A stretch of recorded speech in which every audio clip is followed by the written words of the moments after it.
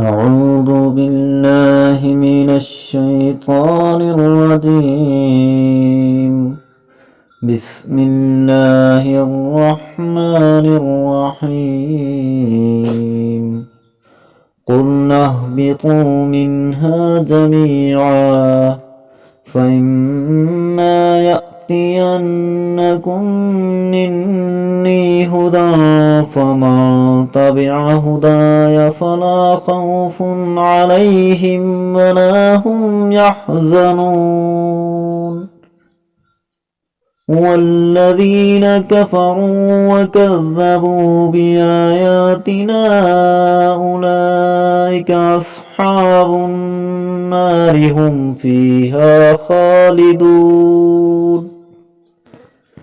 يا بني إسرائيل اذكروا نعمتي التي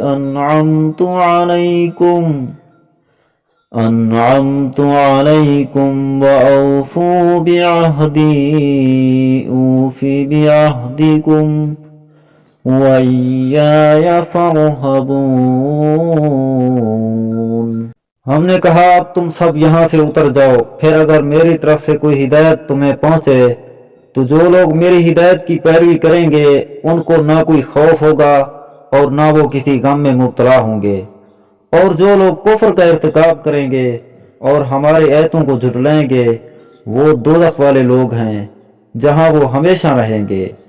اے بنی اسرائیل، میری وہ نعمت یاد کرو جو میں نے تم کو عطا کی تھی، اور تم مجھ سے کیا ہوا عہد پورا کرو تاکہ میں بھی تم سے کیا ہوا عہد پورا کروں، اور تم کسی اور سے نہیں بلکہ صرف مجھ ہی سے ڈرو۔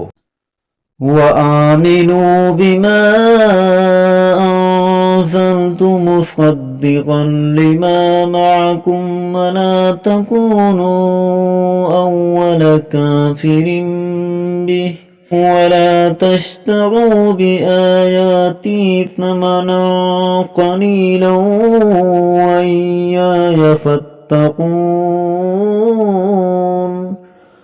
وَلَا تَلْبِسُوا الْحَقَّ بِالْبَاطِلِ وَتَكْتُمُوا الْحَقَّ وَأَنْتُمْ تَعْلَمُونَ. وَأَقِيمُوا الصَّلَاةَ وَآتُوا الزَّكَاةَ وَارْكَعُوا مَعَ الرَّاكِعِينَ.